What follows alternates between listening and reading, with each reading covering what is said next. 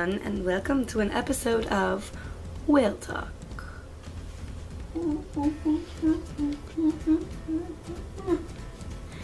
That was the whale speaking to you. That was the whale speaking to you. Anyway, welcome to an episode of Fancy Fan Fiction. Tonight we're going to be reading Twist and Shout by Gabriel and Stand By Me, found on Archive of Our Own. Let's get it going.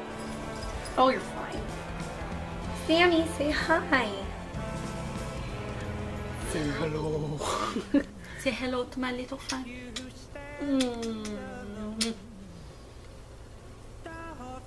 Okay, so backstory of this story is, Something interesting. We just don't know what it is yet. no, I know what it is. It's first of all, it's Destiel. You can Google it. I Googled it. It was Twist and Shout, and Destiel was the second thing that popped up. Okay, anyways, it's Destiel, and it's set in the 60s. And no, it's not supernatural based. Castiel is not an angel. Dean is not a hunter. Dean is a racer on a bike.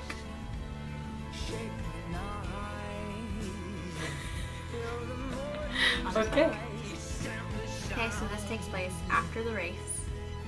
And, do you want to be Dean or Cass? Be Dean. Okay, then you read first. I wish I could kiss you right now. He bent his head right against Cass's ear, and Cass's cheeks were red. Don't say that. Why not? Cass sighed and pulled away from Dean, shoving his hands into his pockets. What if someone hears? Then let them hear. Cass rolled his eyes, but all he wanted to do was wrap his arms around Dean's middle and bury his face in the crook of his neck and just tell him how much he loved him. Not everyone had left the track yet, so instead he just reached out to him, fingers trailing over the leather covering his arms. I'm proud of you. Dean smiled and caught Cass's fingers slip past his hand, turning his body to block the view so that no one could see. And they stood there for a few minutes, just barely holding hands, but it was enough for them. Come on, Dean continued, tugging on Cass a little, and Cass followed, only a step behind until he caught up and walked beside him. Dean led him all the way to the back, led him all the way back to the storage building on the side of the track. Then once he knew no one was back there, pulled Cass around, pushing him against the race neck.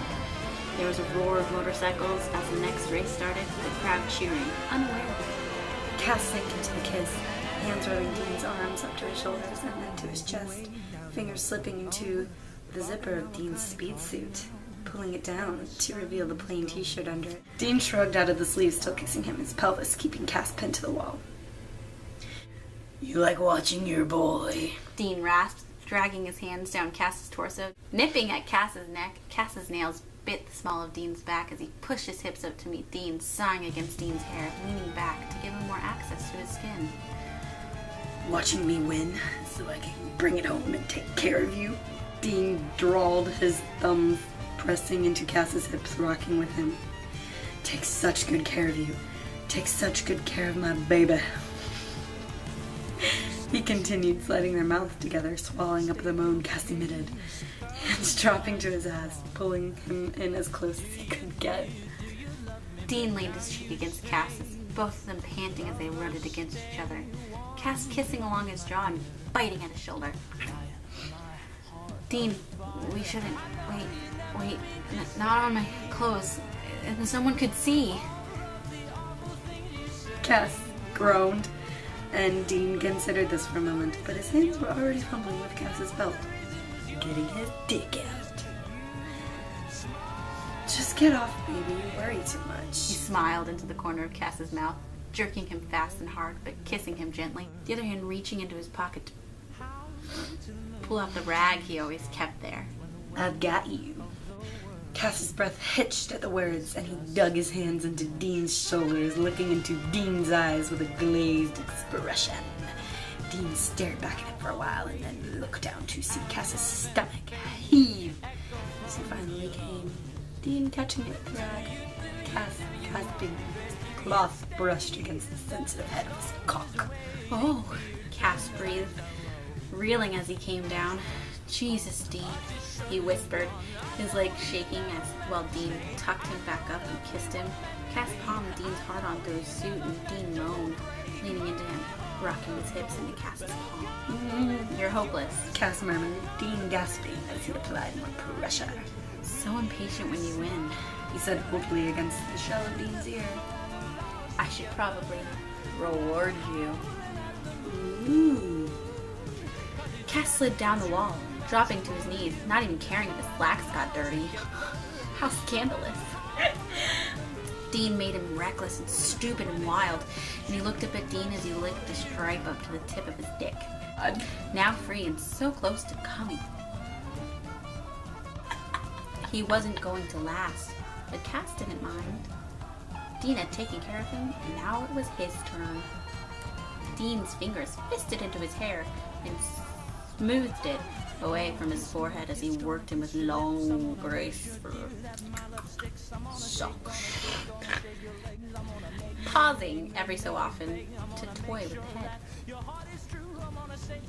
tonguing it at his slit. Shit! Dean choked, bracing himself in the wall. As Cass swallowed a few moments later, wiping his mouth and then putting Dean away, zipping the zipper up to his navel as he stood. Dean smiled at him, dopey and sated. Good?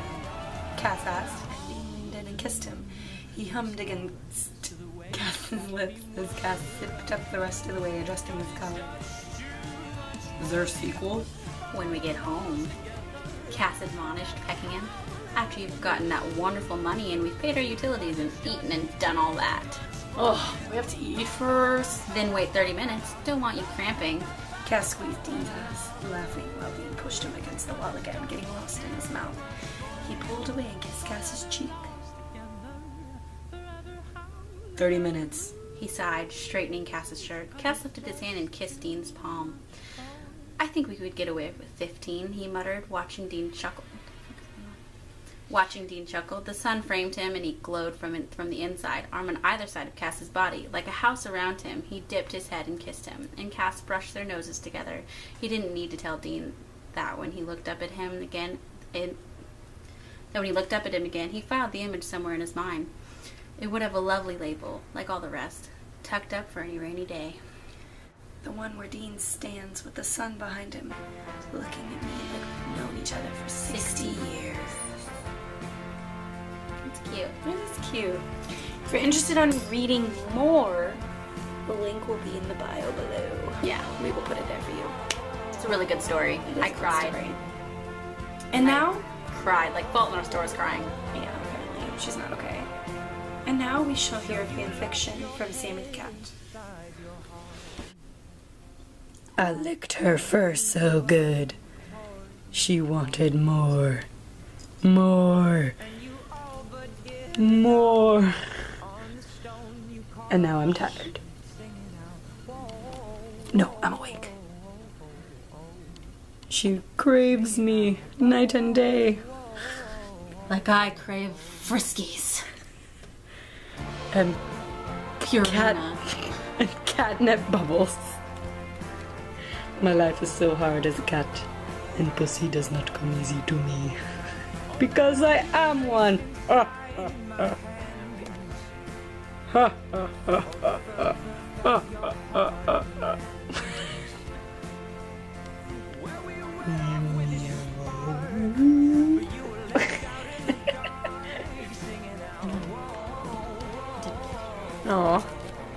No. Say bye, Sammy. Goodbye, ladies. My number is 1-800-PAUSE for you. Pause. I'm Haley. I'm Brittany. And this has been Whale Talk. You want to do the whale too? Let's do the whale real quick.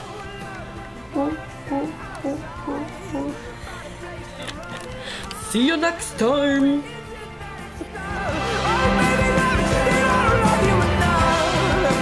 Take your shake, your bones,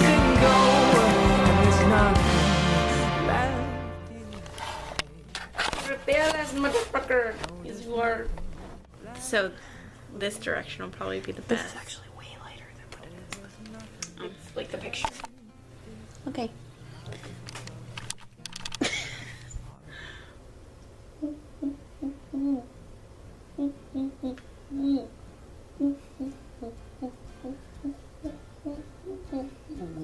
Okay.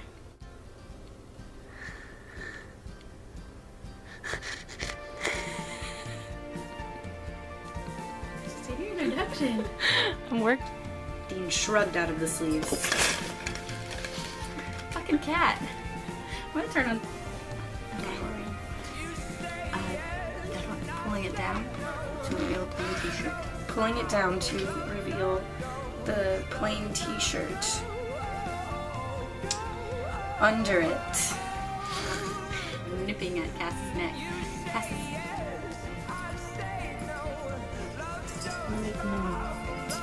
Good idea. Fucking cat. What are you doing with your life?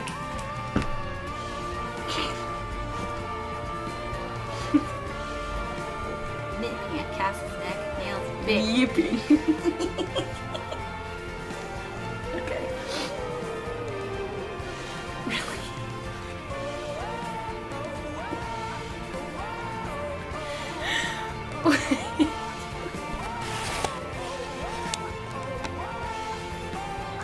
What are you doing with your life right now?